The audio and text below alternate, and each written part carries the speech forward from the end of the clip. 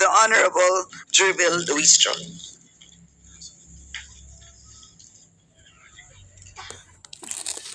Good morning, Madam Chair, and good morning to all the esteemed colleagues and our resource speakers. First of all, I just wish to make a very short manifestation on the issue earlier. This representation could not relate to the cherished and long-standing tradition because this is the first term of this representation. Nonetheless, I understand that by that tradition, we're supposed to extend parliamentary courtesy and by which we're not supposed to raise questions on the budget of the OVP. However, Madam Chair, I wish to ask the committee if we will be always submitting to this tradition, what happens to the constitutional provision on public office is a public trust, and that we should always be accountable to the people. While this representation differ to the wisdom of the senior members, I wish to manifest that I, and I hope along with the new breed of legislators, are inclined to honor the tradition, contrary to the manifestation of the Honorable Marcoleta.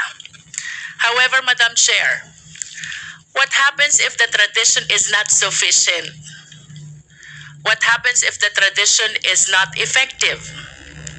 What happens if the tradition does not unite and instead it divides?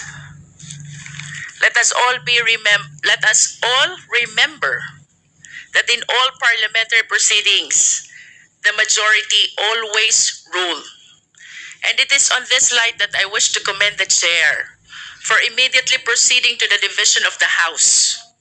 And when the committee voted for no, it has rendered the issue, yes, moot and academic. And I concede to the Honorable Garin that even this representation disregard this rule. That is a manifestation, Madam Chair. And proceeding to the interpellation, I wish to invite the attention of the COA to welfare goods. Can we show the slide first, please?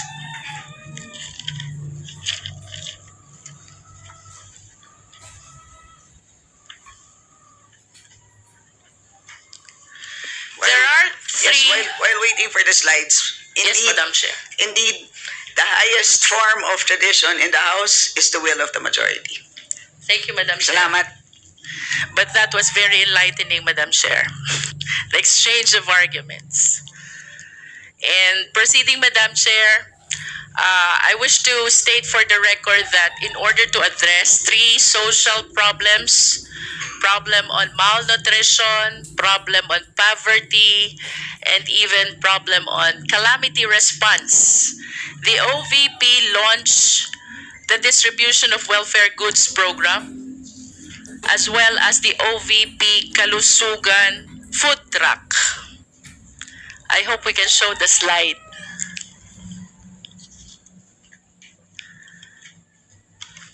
However, Madam Chair, The slides, please. regardless of how ideal and how good these programs are, there are rules that we need to follow. And I wish to invite the attention. The first slide, please. The first slide. One slide back. This is the last. Oh, sorry. I have 3 slides only, Madam Chair.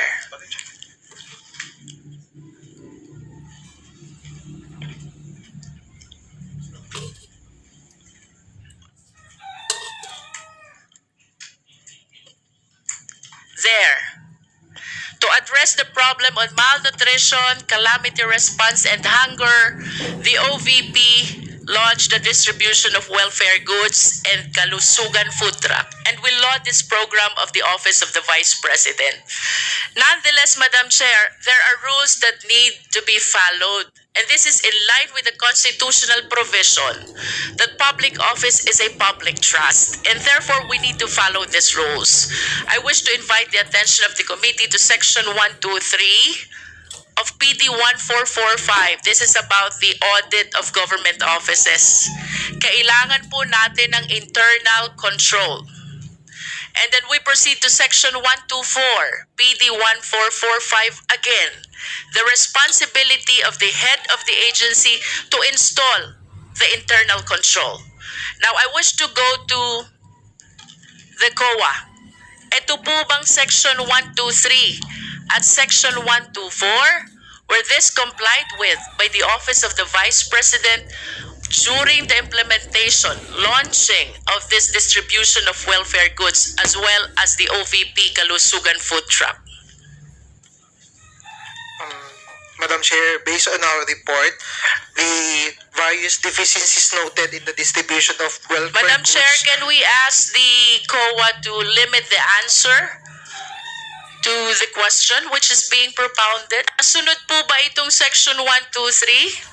Yes or no? Based on our report, it is not strictly in accordance with sections 1, 2, 3, and So 1, it 2, was 4. not strictly complied with. In other words, there's no sufficient internal control. Tama po ba? Yes, Madam Chair. How about Section 124? Did the Vice President heed to the mandate of Section 124 that she has to make sure that she will install the internal control? Nasunod po ba o hindi ang Section 124? Madam Chair, based on the COA report, there is a guidelines, but then the guidelines is not sufficient. So there is In other words, Section 124 was not strictly complied with also by the OVP. That is the implication of the answer of the COA. Now, I wish to invite the attention of the COA to the documents that need to be provided for us to be able to liquidate the distribution of goods. One is distribution list. This is only few of the several documents. 2 is property acknowledgement receipt. 4 is request and issue slip. And 5 is deed of donation. Ito po bang 5 documentary requirements na ito ay na-submit, na-provide ng OVP in the liquidation of the distribution of welfare goods? Yes or no lang po? Madam Chair, based on our report or audit, some of distribution list was submitted, but some of the distribution lists were not submitted. For particularly those mentioned in the report for the distribution of rice. Thank you. And for us to have a better picture of what the COA meant by some were submitted, some were not, may I request the Secretariat to please flash the second slide. There. The report of the COA shows that 557,000 pansarap buds dated October 5, 2023 has no proof of acknowledgement receipt. Does the COA confirm? Madam Chair, yes. It also shows that 434,000 also pansarap buds on December 14, 2023 lacks acknowledgement receipt of the school as well as proof of acknowledgement receipt. Does the COA confirm? Madam Chair, yes po. Can you please show again does the COA confirm the 460,000 supply of rice? That there is no proof of acknowledgement receipt. This one is dated March 31, 2023. Does the COA confirm? Yes, Madam Chair. How about the 218,750 lacking in proof of acknowledgement receipt? This is dated March 31 also. This is also about rice. Does the COA confirm? Madam Chair, yes po. And ultimately, this one is really a huge amount. Malaking halaga po ito, Madam Chair. 62,774,000. Distribution of year-end food packs on December 29, 2023. Wala ding proof of acknowledgement receipt. Does the COA confirm?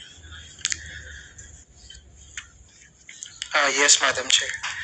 In other words, Madam Chair, this is almost 65 million which were not properly liquidated with the COA. Tatanungin ko lang po ang COA, Madam Chair. What do you plan to do considering the huge amount which are not properly liquidated by the OVP? Madam Chair, come again. What does the COA plan to do with the almost 65 million unliquidated amount?